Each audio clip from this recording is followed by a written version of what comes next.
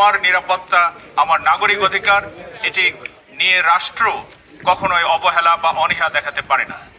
আমাদের দেশকে সঠিক পথে নিয়ে যেতে সেই সাথে আমরা কেউই দায়িত্ব এড়াতে পারি না।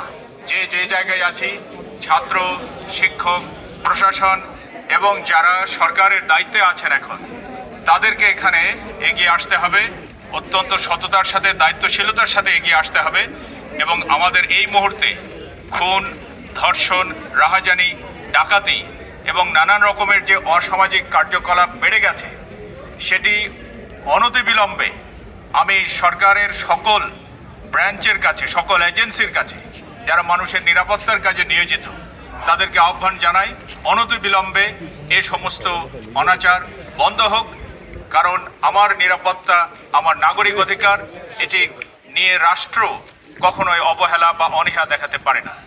এবং আমি সকলের সাথে আবারও একাত্মতা ঘোষণা করছি। দুর্নীতিমুক্ত নিরাপদ বাংলাদেশ চাই, সেটাই আমাদের উদ্দেশ্য ছিল। কিন্তু গত এক সপ্তাহ ধরে আমরা বিভিন্ন সোশ্যাল মিডিয়া এবং বিভিন্ন সংবাদ মাধ্যমে এবং বিভিন্ন ঘটনার মাধ্যমে দেখতে পাচ্ছি যে আমাদের সাধারণ যে নিরাপত্তা, একজন নাগরিক হিসেবে যে হিউম্যান রাইট, সেটাই নিশ্চিত করা হচ্ছে না। দেশে দেশে বিভিন্ন প্রান্তরে ধর্ষণ, দুর্নীতি, খুন অনেক বেশি বেড়ে গেছে। আমরা এখন কোথায় নিরাপদ থাকবো? আমরা অনেকে বলতেছে ঘর থেকে বের হয়েও না, আমরা ঘরেও নিরাপদ না। সন্ত্রাসীরা ঘরে ঢুকে যেয়ে ধর্ষণ করতেছে।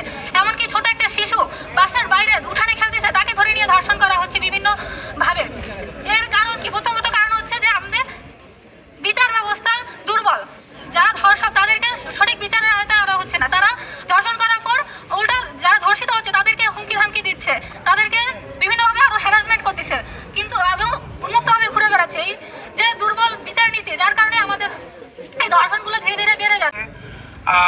খুন, ধর্ষণ, হত্যা, ছিনতাই, রাহাজানি, এ ধরনের বিভিন্ন ধরনের আইন শৃঙ্খলার অবনতি আমাদের চোখে পড়ছে এবং আমরা আসলে খুবই ভীত এবং সন্ত্রস্ত। বিভিন্ন জায়গা থেকে আমরা সতর্কবার্তা পাচ্ছি যে অ্যাকচুয়ালি আমরা ঘর থেকে বের হলে কতটুকু নিরাপদ। আমাদের বিশেষ করে আমাদের মা বোনেরা, তারা রিসেন্টলি যে ঘটনাগুলো ঘটেছে, এই ধরনের ঘটনা নিকট অতীতে খুব বেশি আসলে হয়নি। সুতরাং আমরা আমাদের পক্ষ থেকে, আমাদের ছাত্রছাত্রীদের পক্ষ থেকে, গ্রিন ইউনিভার্সিটি অফ বাংলাদেশের সকল ছাত্রছাত্রী, শিক্ষক এবং কর্মকর্তাদের পক্ষ থেকে আমরা আজকে এই মানববন্ধনের মাধ্যমে দাবি জানাতে চাই যে যত দ্রুত সম্ভব এই ধরনের আইন শৃঙ্খলার পরিস্থিতি যে অবনতি হয়েছে সেটা একটু ওভারকাম করা। আমাদের মাননীয় স্বরাষ্ট্র উপদেষ্টা মহোদয়কে আমি রিকোয়েস্ট করব যাতে এই ব্যাপারটা একটু খুব গুরুত্ব সহকারে দেখেন এবং ওয়ান স্টপ সলিউশনের দিকে যান, কারণ হচ্ছে এটা খুবই ভীতিকর পরিস্থিতি তৈরি করবে। তো আমি মোটামুটি আমরা কর্তৃপক্ষের পক্ষ থেকে আমাদের ফুল সাপোর্ট আছে এবং ভার্সিটির সকল ছাত্রছাত্রী অ্যাকচুয়ালি এই মানববন্ধন বা আমাদের আজকের এই যে উদ্দেশ্যে আমরা দাঁড়িয়েছি এর সাথে সহমত পোষণ করছে। যারা বিভিন্ন সন্ত্রাসী কর্মকাণ্ডের সাথে জড়িত ছিল, এখন তারা বর্তমানে বিভিন্ন ধরনের গুপ্ত প্রজেক্ট হাতে নিয়েছে। তন্মধ্যে হচ্ছে ধর্ষণ একটি।